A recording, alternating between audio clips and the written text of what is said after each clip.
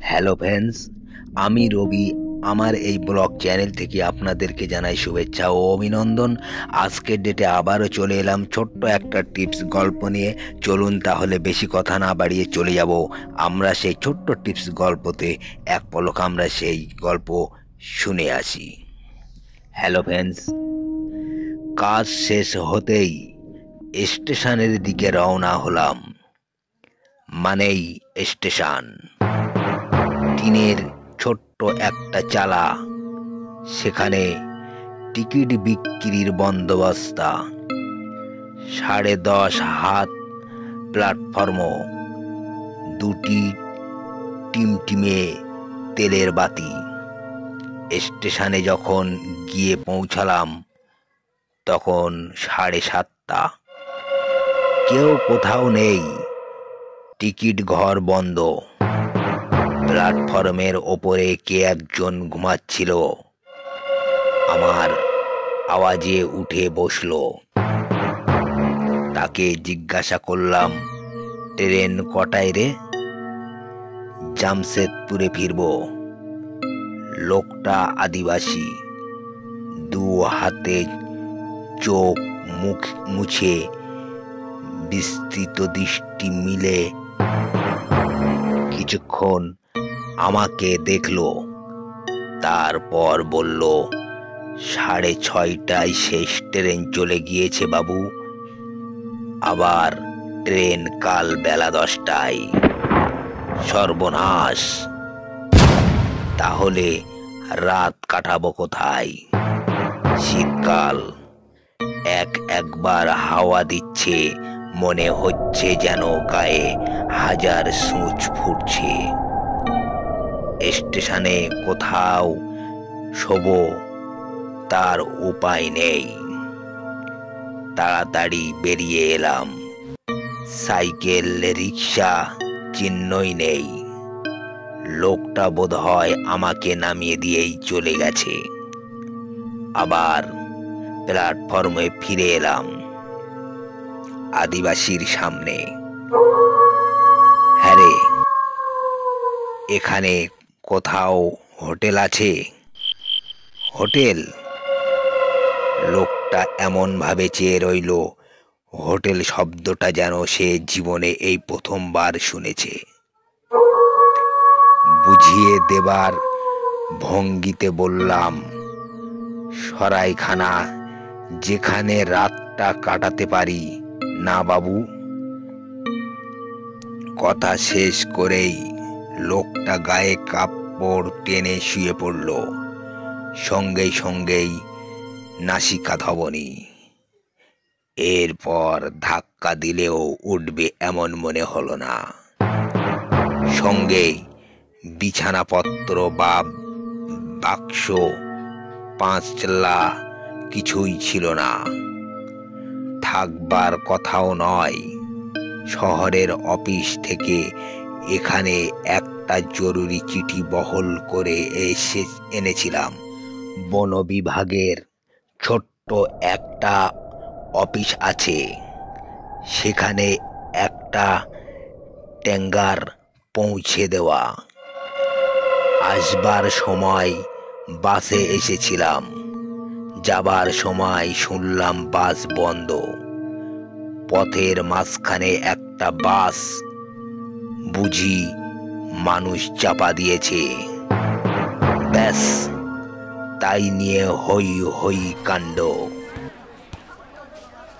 ইট মেরে গোটা কয়েক বাস অচল করার পর বাস আর যাচ্ছে না। অপেক্ষা করে করে ক্লান্ত হয়ে একটা সাইকেল রিক্সা ধরে স্টেশনে এসেছিলাম। ট্রেনেও এই ব্যাপার। এই ঠান্ডায় এভাবে খোলা আকাশের নিচে দাঁড়িয়ে থাকলে জমে যাবার আশঙ্কা।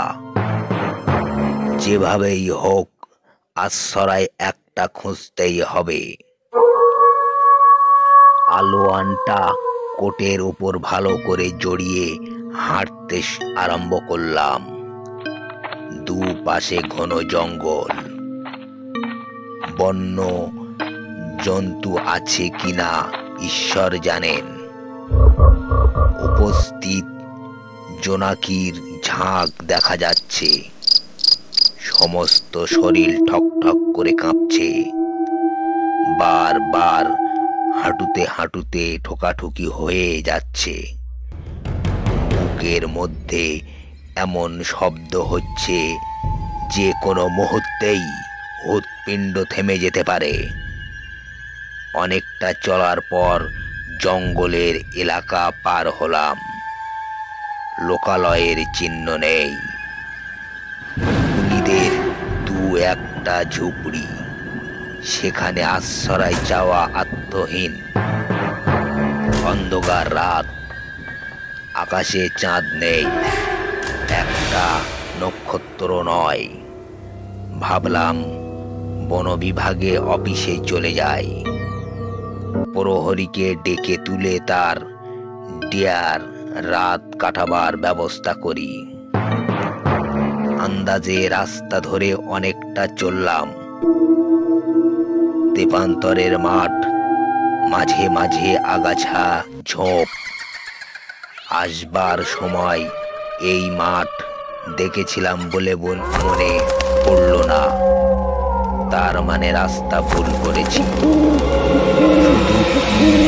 পথ করেছি, সকালে পেটে শুধু চার পড়েছিল, ব্যাস। তারপর থেকে পেট খালি। ভেবেছিলাম বাস যখন মাঝে মাঝে থামে তখন রাস্তার পাশের দোকান থেকে কিছু কিনে নেব। হাত ঘড়ি দেখে বুঝলাম প্রায় 2.5 ঘন্টা ধরে ঘুরলাম আর ঘুরপাক খাচ্ছি। গাছ দেখে মনে হচ্ছে একই জায়গায় ঘুরছি। এভাবেই সারা রাত ঘুরতে ঘুরতে তো মারা পড়ব।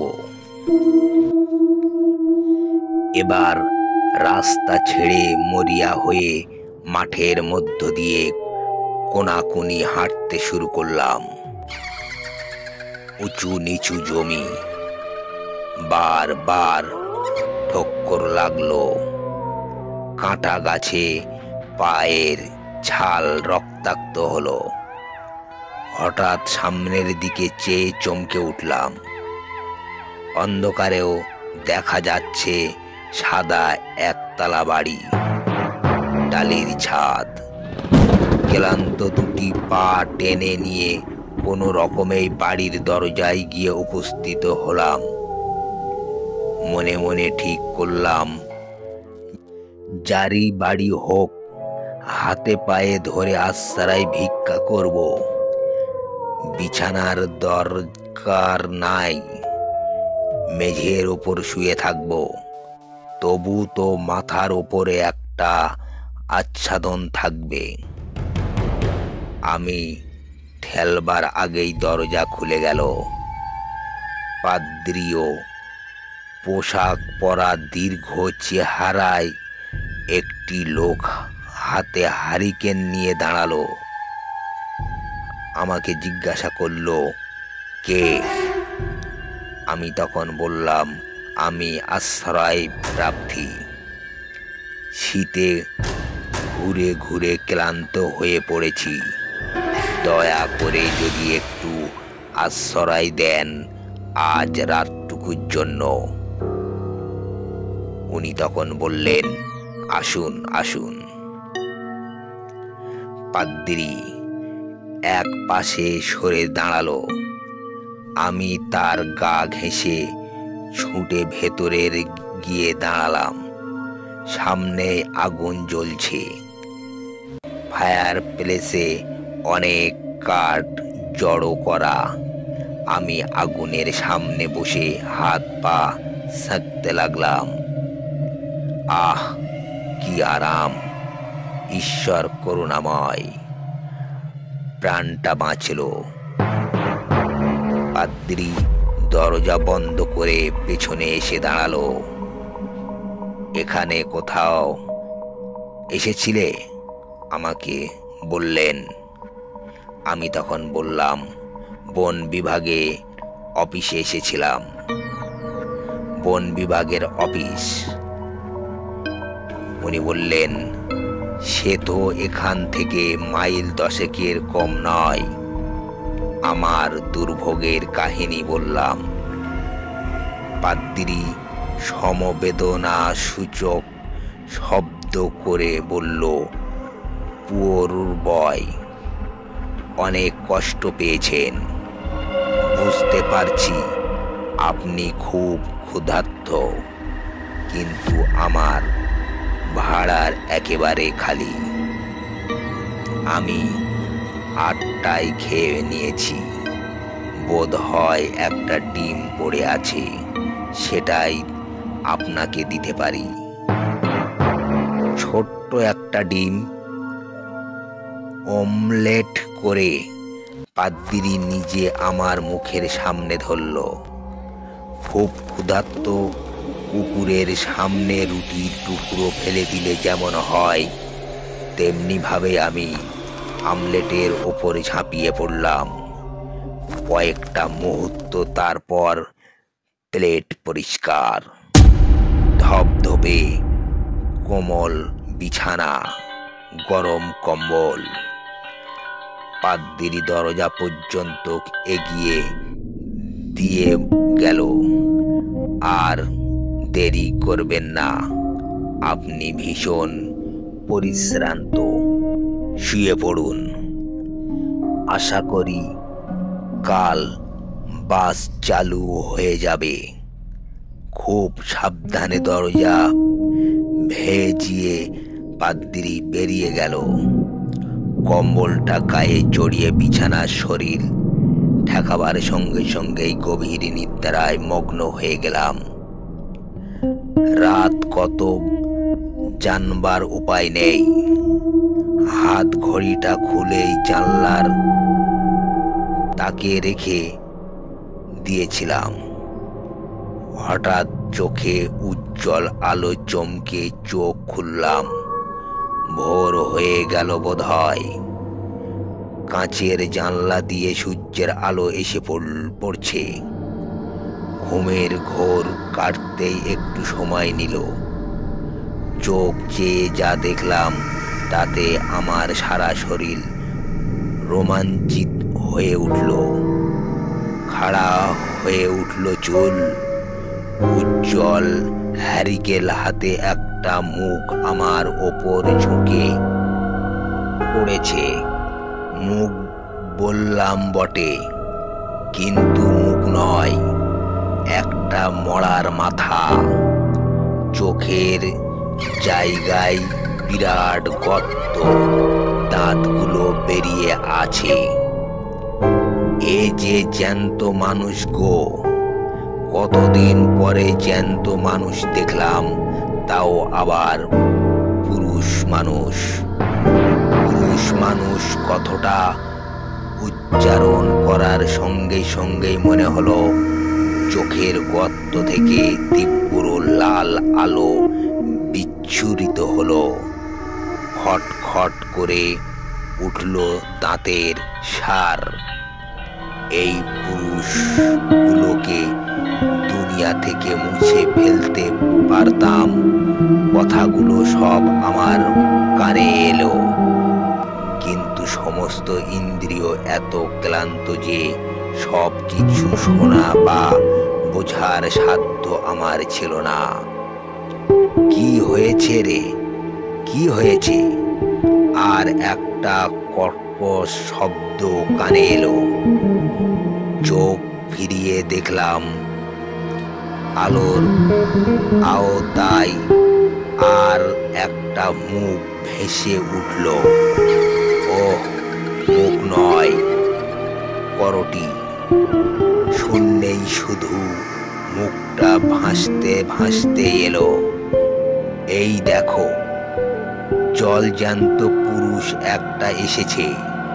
গায়ে মাংস রয়েছে।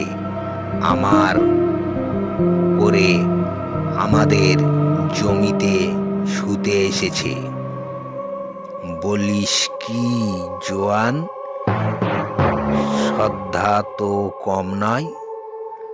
তোর তো মনে আছে আমার কথা? ওমা, মনে আবার নেই? এই তো সেদিনের কথা। আমার চোখের সামনেই তো সব কিছু ঘটল। আমি তো কোনোদিন ভুলব না। সে ঘটনা ভোলা যায় না ডরোথি। এটুকু বুঝতে পারলাম, দুজনেই মেয়ে। একজনের নাম জোয়ান আর একজনের নাম ডরোথি। উজ্জ্বল হ্যারিকেনটা দুলে দুলে উঠতে লাগলো, আর সঙ্গেই সঙ্গেই কর্কিশ একটা শব্দ, ঘর ঘর ঘর। বাড়ির সাদা দেওয়ালগুলো সরে সরে গেল। হালকা সবুজ রং করা চারটে দেওয়াল এসে আমাকে ঘিরে ফেলল। আগের দেওয়াল সাদা আর একেবারেই শূন্য, কিন্তু এ দেওয়ালে নকশা কাটা কাগজ আঁটা, গোটা দুয়েক ছবি টাঙানো রয়েছে, একটা ক্যালেন্ডার। আমি অবশ্য অবশ হয়ে পড়ে আছি। দুই একবার উঠবার চেষ্টা করেও পারলাম না। নিজের গায়ে চিমটি কাটলাম, বেশ লাগলো। তার মানে সজ্ঞানে রয়েছি। তাহলে চোখের সামনে সব কি? অমলেটের সঙ্গে অল্প একটু জল খেয়েছিলাম, পাদ্রী দিয়েছিল। সেই জলের মধ্যে কি মাদক দ্রব্য কিছু মেশানো ছিল, যার ফলে চোখের সামনের অলৌকিক এইসব দৃশ্য দেখে চলেছি? একটু দূরে কোলাহল শোনা গেল, পুরুষ পুরুষ কণ্ঠ। তারপরেই দেখলাম একটি যুবতীকে টানতে টানতে একজন যুবক প্রবেশ করল। এদিকে লক্ষ্য করিনি। গোটা দুয়েক সোফা, সামনে একটা সেন্টার টেবিল। যুবতীকে এনে যুবকটি সোফার উপর আছড়ে পড়ল। যুবতীর সাজ পোশাক দেখে লজ্জা পেলাম। পাতলা ফিনফিনে একটা শার্ট পরনে, ভেতরে আর কোনো আবরণ নেই।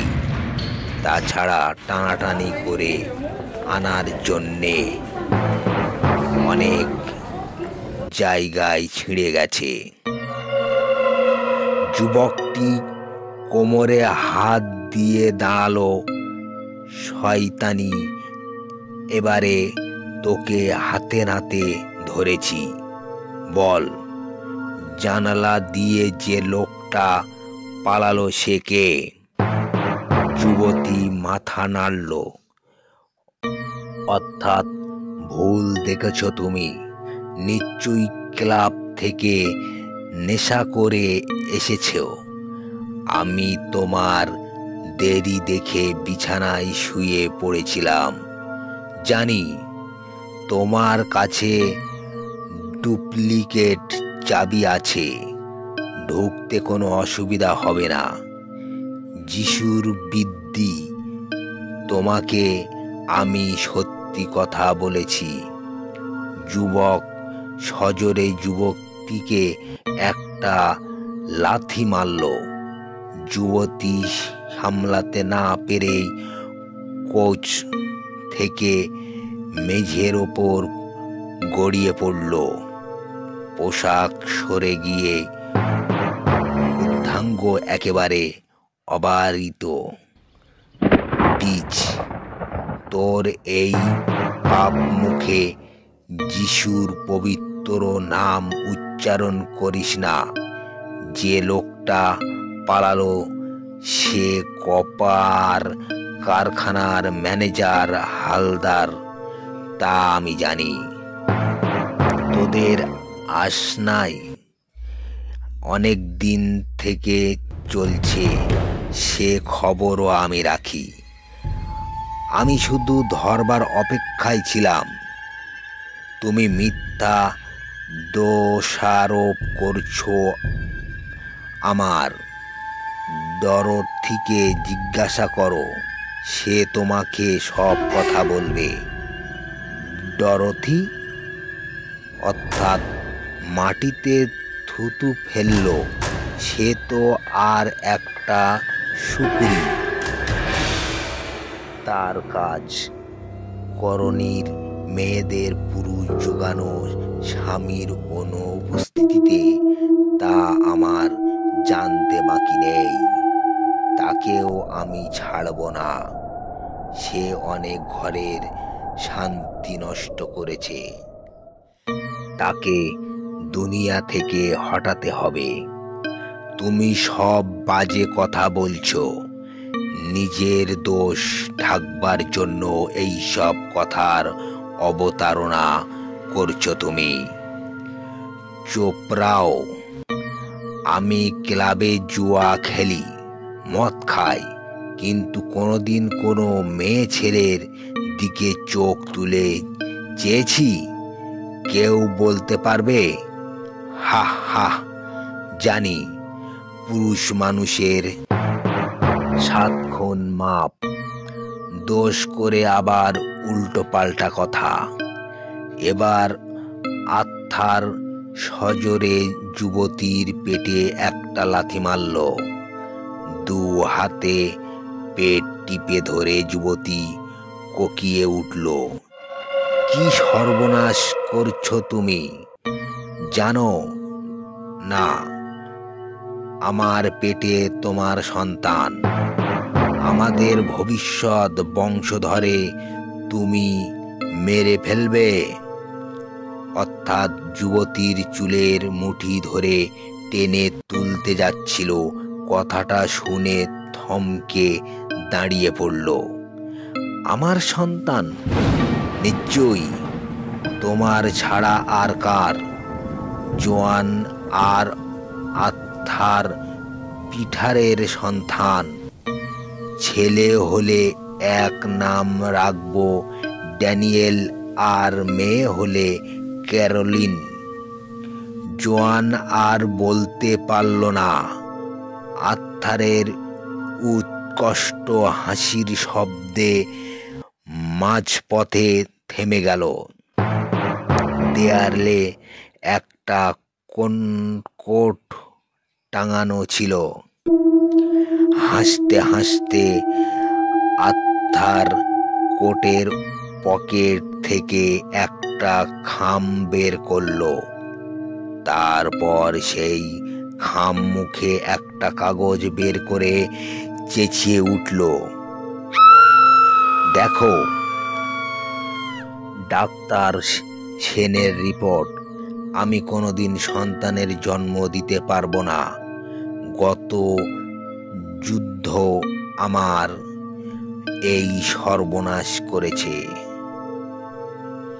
অপারেশন করে গুলি বের করার সময় আমার পৌরুত্ব হরণ করেছে। কাজেই যেটা তোর পেটে এসেছে সেটা নেটিভ হালদারের দান। নিজের কথায় নিজে ধরা পড়েছিস শয়তানি। আজ তোর শেষ দিন। আত্মার কোমর থেকে রিভলভার বের করলো। রিভলভার দেখে জোয়ান মরিয়া হয়ে আত্মারের ওপর ঝাঁপিয়ে পড়ল। দুজনেই ধস্তাধস্তি শুরু হয়। আমি বুঝতে পারলাম ঘামে আমার সমস্ত দেহ ভিজে গেছে। চেঁচাতে গিয়ে দেখলাম গলা থেকে কোনো স্বর বের হচ্ছে না। চোখের সামনে একটা নারকীয় কাণ্ড ঘটে যাবে, অথচ নিজে আমি অসহায়ের মতন তাই দেখব। ভাবতেও খারাপ লাগলো, কিন্তু নিরুপায়। উঠে বসবার শক্তি শক্তিও সংগ্রহ করতে পারলাম না।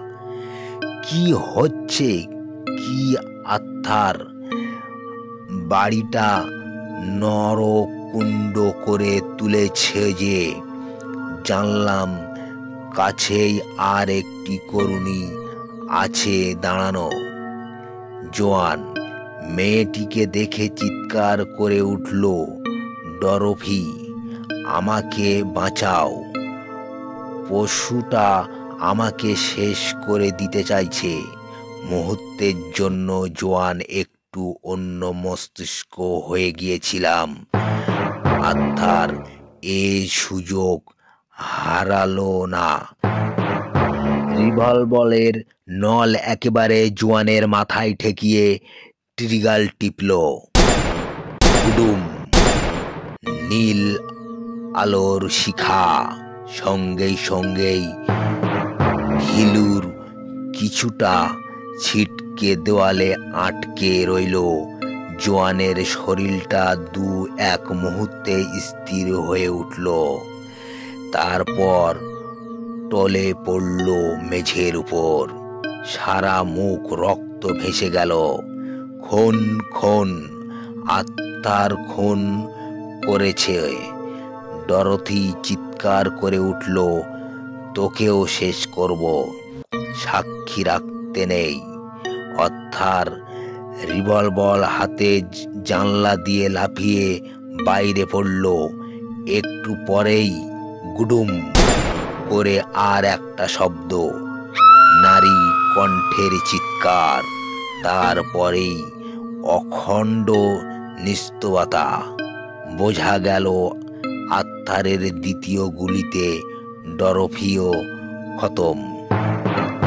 আবার উঠবার চেষ্টা করলাম, পারলাম না। ঘর ঘর ঘর করে শব্দ। বিরাট একটা কাঠের চালা যেন ঘুরছে। দেওয়ালগুলো সরে সরে গেল।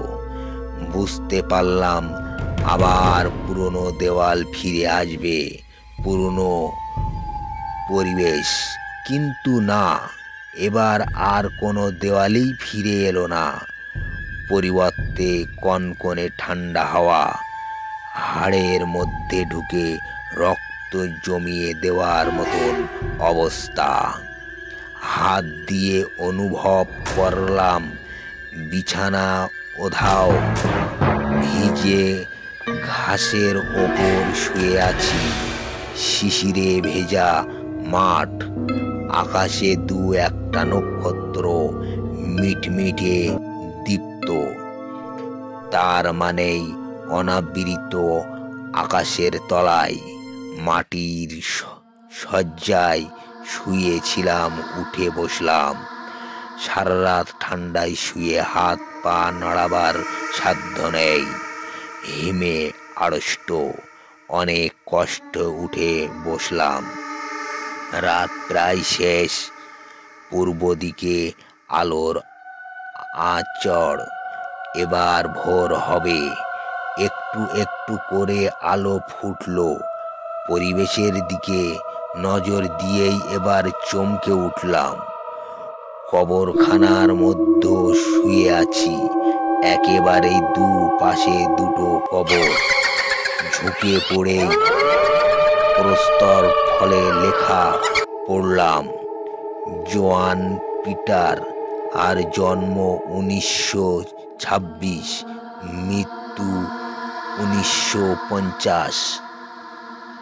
এপাশে প্রস্তর ফলকে দেখলাম, ডরোথি জোন্স, জন্ম 1920, মৃত্যু 1950। জানি না এগিয়ে গেল আত্মারের কবর দেখতে পাবো কিনা। আগ্রহ আর সাহস কোনোটাই হলো না। বুঝতে পারলাম মেরুদণ্ড বেয়ে ঠান্ডা একটা শিহরণ। বুকের স্পন্দ অত্যধিক দুর্বৃত। যেমন করেই হোক এই পরিবেশ ছেড়ে পালাতেই হবে। সম্ভবত কাল আশ্রয়ের আশায় মাঠে মাঠে ঘুরে ক্লান্ত হয়ে কবরখানার মধ্যে শুয়ে পড়েছিলাম। তারপর উত্তেজিত মনে বিচিত্র স্বপ্ন দেখেছি। উঠে পড়লাম রাস্তার দিকে। এগোতেই মুখোমুখি দেখা গেল একটা শাল গাছের নিচেই পাদ্রী দাঁড়িয়ে। আমাকে দেখে বলল, আশা করি ভালোই ঘুমিয়েছেন। এই রাস্তা ধরে সোজা চলে যান, বাস স্টপিস পাবেন। প্রথম বাস এখানে আসছে 6:10। মাথাটা ঘুরে উঠল। পেছন দিকে ফিরে দেখলাম ঘন কুয়াশায় কবরখানা ঢাকা পড়ে গেছে, কিন্তু দেখা যাচ্ছে না। পাদ্রীকে বললাম, কাল আমি তো আপনার বাড়িতেই আশ্রয় নিয়েছিলাম। পাদ্রী বলল, হ্যাঁ, এখানে আমার বাড়িকে সবাই বলে কুপার সাহেবের বাংলো। কিন্তু আমি কিছু বুঝতে পারছি না। রাত্রে অদ্ভুত সব স্বপ্ন দেখেছি, জোয়ান, ডরফি আর আর্থারের নৃশংস হত্যাকাণ্ড। জেগে উঠে দেখি কবরখানায় শুয়ে আছি। কি সব বলছেন? ওই তো আমার বাংলো। পেছন ফিরে দেখলাম কিছুই দেখতে পেলাম না। সামনের দিকে চেয়ে দেখলাম গাছতলায় পাদ্রী নেই, একেবারে ফাঁকা। আবার পেছনে দেখলাম কুয়াশা সরে গেছে, কবরখানা পরিষ্কার দেখা যাচ্ছে। প্রস্তর ফলকণ্ডগুলি শানিত বর্ষার মতন রৌদ্রে চকচক করছে। হ্যালো ফ্রেন্ডস, আমার এই গল্প যদি আপনাদেরকে ভালো লেগে থাকে তাহলে একটা লাইক, শেয়ার আর সাবস্ক্রাইব করে যাবেন। এইরকম বিভিন্ন ক্যারেগেটিভ কোয়ালিটির ভিডিও ঘন্টায় ঘন্টায় আপডেট পেতে। আর আপনারা সকলেই ভালো থাকবেন, সুস্থ থাকবেন। আবার দেখা হবে নেক্সট ভিডিওতে।